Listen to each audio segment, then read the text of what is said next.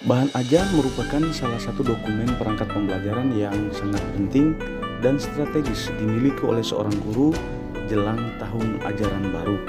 SMP Negeri 1 Lewolema menyelenggarakan musyawarah guru mata pelajaran di tingkat sekolah dan melalui dampingan pengawas menghasilkan dokumen bahan ajar. Berikut kita saksikan satu presentasi dari salah seorang guru IPS di SMP Negeri 1 Lewolema. Kepada saya, berdasarkan pemaparan materi yang terakhir dari Bapak Sil, saya mencoba membuatnya dalam bahan ajar dan RPP. Mungkin ini masih jauh dari kesempurnaan, tapi saya mencoba untuk menampilkannya untuk bisa dilihat oleh teman-teman dan juga termasuk pasti akan memberikan penilaian di akhir nanti.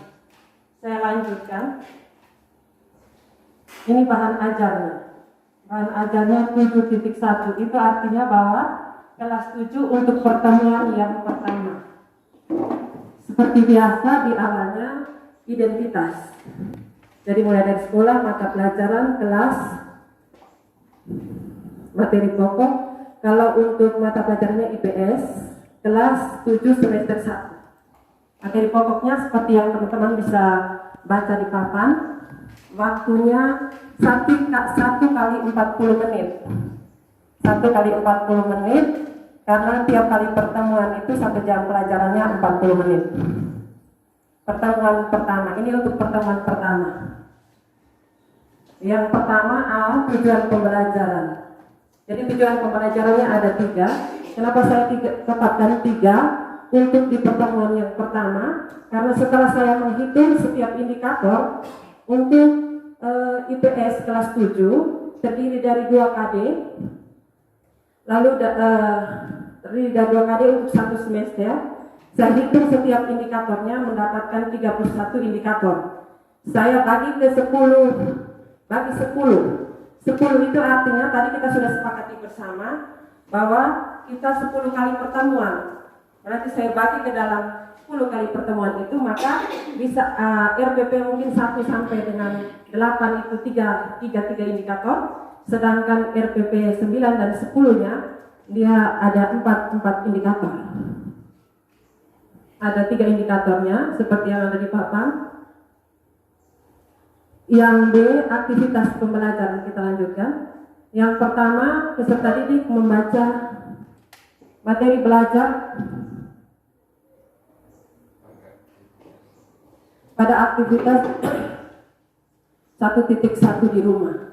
Jadi dalam aktivitas belajar itu, karena mereka membaca materi, sehingga saya muatkan materi ajarnya sesuai dengan tujuan pembelajaran tadi. Jadi karena tujuan pembelajarannya ada 3, maka materi yang saya muat itu ada 3 pula.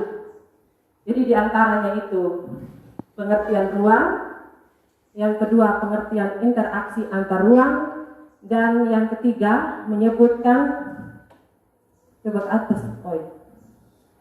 contoh interaksi keruangan antar wilayah di Indonesia. Next.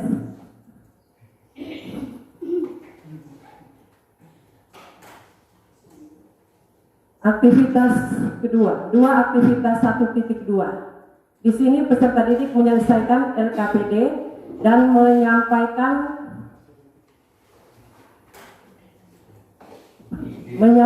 ide tentang pengertian ruang, interaksi antar ruang, dan menyebutkan contoh interaksi keruangan antar wilayah di Indonesia.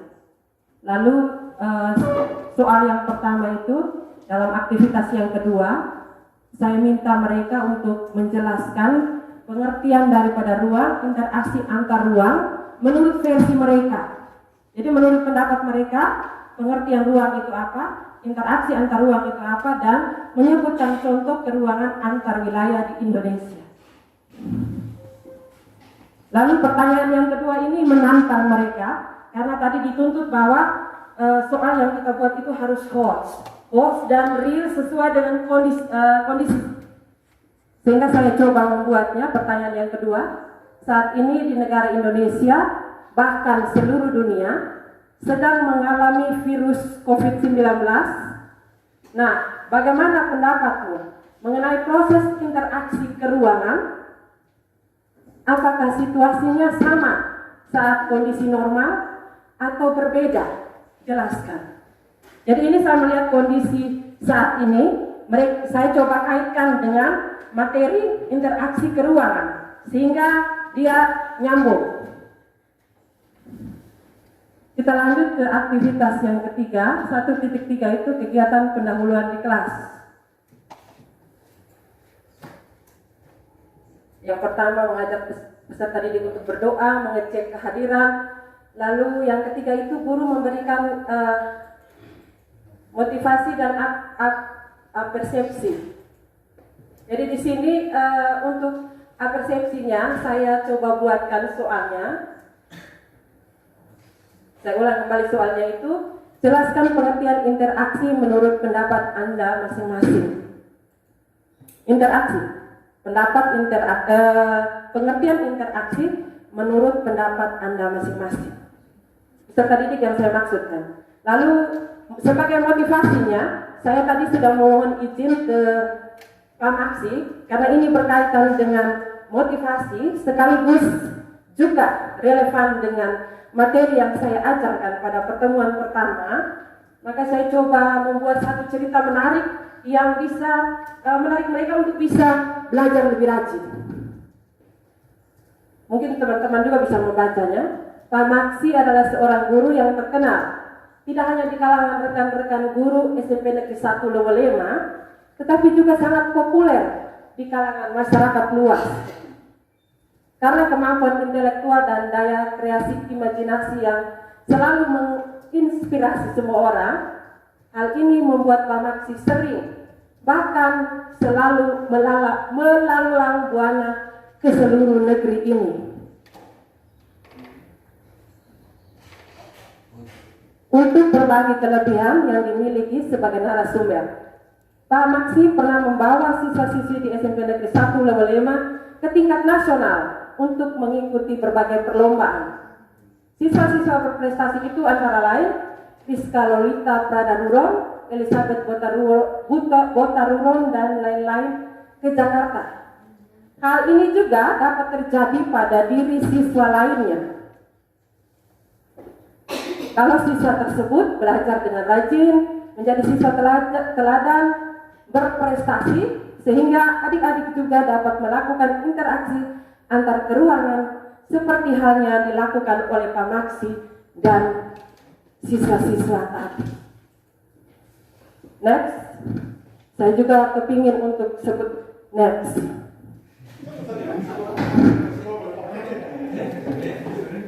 Daripada bapak-bapak yang pernah ikut kegiatan Pak Maksi punya hanya sebut next, lalu saya tidak, saya rasa saya harus ngomong next. Oke. Aktivitas yang keempat, presentasi materi dari aktivitas 1.2. Berarti lanjutan tadi, mereka sudah buatkan materinya. Di langkah yang keempat, mereka presentasikan. Ada 3 pertanyaan tadi. Lalu pada aktivitas 1.5, ini latihan, saya coba membuat soal HOTS juga, yang berkaitan dengan kondisi saat ini juga dengan materi yang saya bawakan pada pertemuan pertama. Soalnya demikian, teman-teman mungkin bisa baca juga. Ibu Cumi ini adalah seorang guru sekaligus seorang yang melakukan suatu usaha sampingan, yakni melakukan jualan online. Berbagai barang ditawarkan melalui media sosial yang banyak menarik minat pelanggan. Awal mula usaha Ibu Jumini berjalan bagus dan mengalami perkembangan pesat.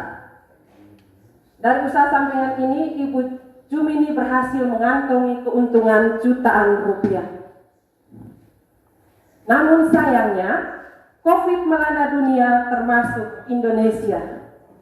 Ibu Jumini pun mengalami berbagai kendala seperti barang terlambat sampai, banyak pelanggan yang tidak membayar akibat barangnya datang terlambat. Pertanyaannya, menurut pendapatmu, apakah penyakit COVID-19 yang mengglobal ini berpengaruh terhadap kehidupan sehari-hari, termasuk yang dialami oleh Ibu Jumini tadi? Jelaskan pendapatmu. kita lanjutkan aktivitas yang ke-6. 1.6 itu refleksi. Jadi setelah kita lakukan aktivitas yang 1.5, kita lanjutkan ke aktivitas 1.6. Mohon maaf, ini saya copy paste dari Bapak Sir tadi. Pada saat refleksi mereka menuliskan hal-hal yang mereka sudah pahami dan kuasai dan belum mereka kuasai. Lalu ada pertanyaan yang kedua lagi. Saya minta tolong di apa? Next. Lanjut, Mas.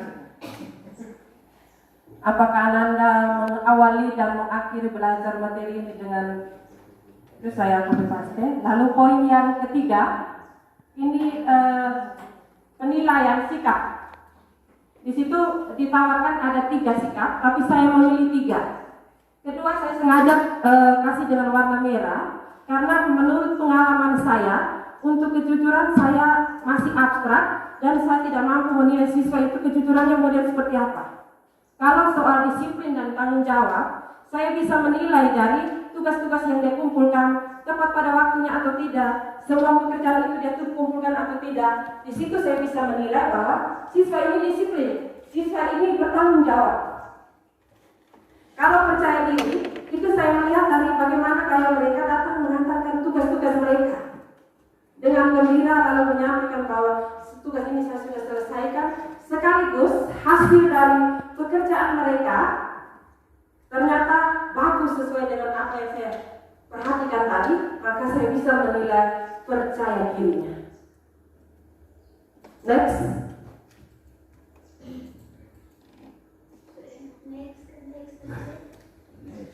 Yang berikutnya daftar pustaka.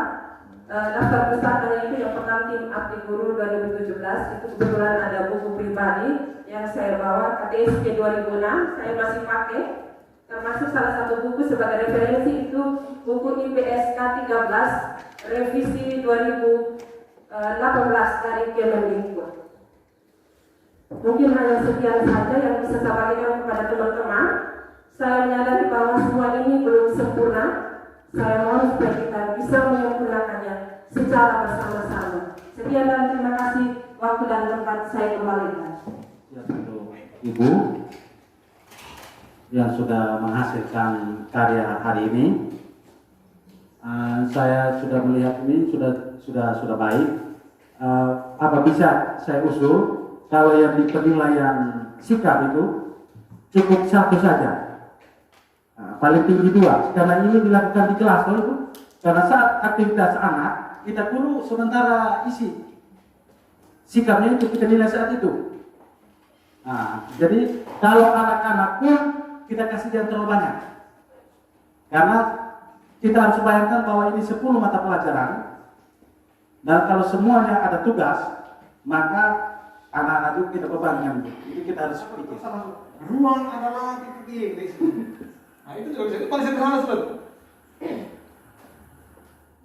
Kemudian aktivitas ini coba di atas sedikit, ini dikasih bol supaya ada pemisahan per aktivitasnya itu kan. Jangan terus sama, ini teknis ini. Terus pertanyaan ini saya sepakat nih. Yang turun, anak yang presentasikan, lalu ada diskusi sedikit dalam kelas, diskusi klasikal, lalu ingat terakhir itu guru harus memberikan konfirmasi, jangan sampai jawab itu salah. Nah ada kalanya setelah anak dipresentasikan, lalu guru langsung tutup. Padahal belum tentu jawaban yang disampaikan anak kepada teman-temannya itu benar, begitu ya?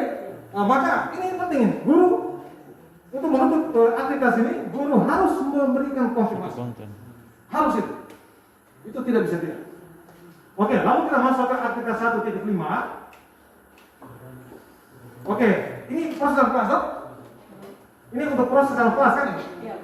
Ya, sekarang pertanyaan saya di bawah pelajar yang ada di dalam format ini. Kira-kira dalam semester ini apakah 4 tempat ini kita bentuk? Atau kita pilih cuma 3?